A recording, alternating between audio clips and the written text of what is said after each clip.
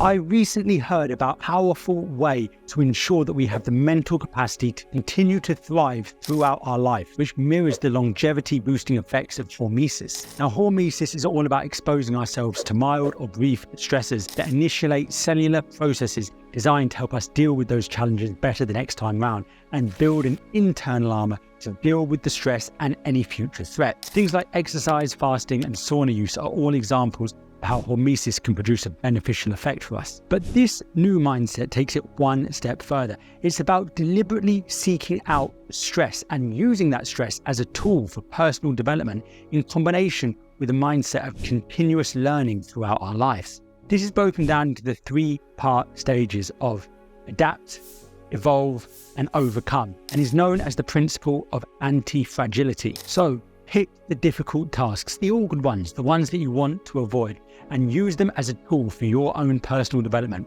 Your future self will thank you.